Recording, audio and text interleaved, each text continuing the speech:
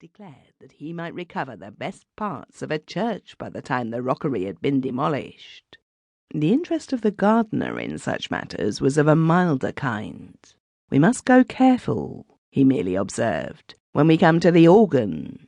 They went on, removing more and more stones, until at length the whole bank was laid bare, and Mr. Batchel's chief purpose achieved.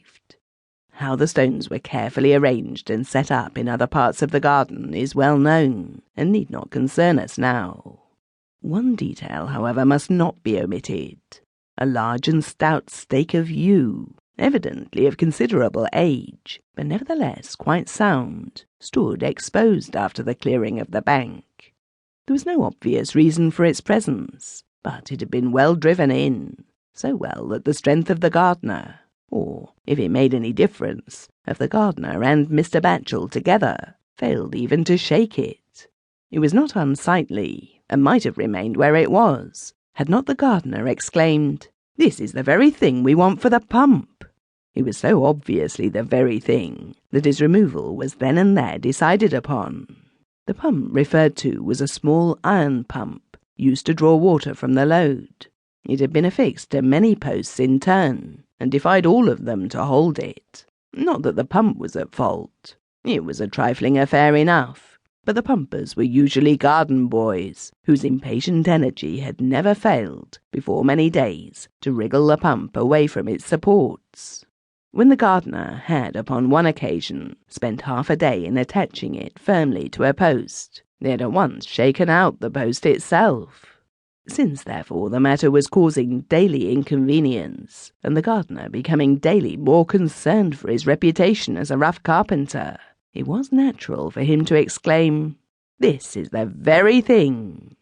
It was a better stake than he had ever used, and, as had just been made evident, a stake that the ground would hold. "Yes," said Mr. Batchel, "it is the very thing. But can we get it up?" The gardener always accepted this kind of query as a challenge, and replied only by taking a pick and setting to work, Mr. Batchel, as usual, looking on, and making every now and then a fruitless suggestion. After a few minutes, however, he made somewhat more than a suggestion. He darted forward and laid his hand upon the pick.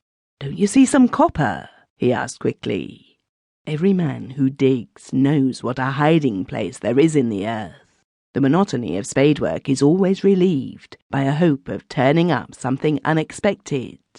Treasure lies dimly behind all these hopes, so that the gardener, having seen Mr. Batchel excited over so much that was precious from his own point of view, was quite ready to look for something of value to an ordinary, reasonable man. Copper might lead to silver, and that in turn to gold. At Mr. Batchel's eager question, therefore, he peered into the hole he had made, and examined everything there that might suggest the rounded form of a coin. He soon saw what had arrested Mr. Batchel. There was a lustrous scratch on the side of the stake, evidently made by the pick, and though the metal was copper plainly enough, the gardener felt he had been deceived, and would have gone on with his work. Copper of that sort gave him no sort of excitement, and only a feeble interest. Mr. Batchel, however, was on his hands and knees. There was a small irregular plate of copper nailed to the stake. Without any difficulty he tore it away from the nails, and soon scraped it clean with a shaving of wood. Then, rising to his feet, he examined his find. There was an inscription upon it, so legible as to need no deciphering. It had been roughly and effectually made with a hammer and nail, the letters being formed by a series of holes punched deeply into the metal. And what he read was, "Move not this stake, November the 1st, 1702. But to move the stake was what Mr. Batchel had determined upon, and the metal plate he held in his hand interested him chiefly as showing how long the post had been there. He had happened, as he supposed, upon an ancient landmark.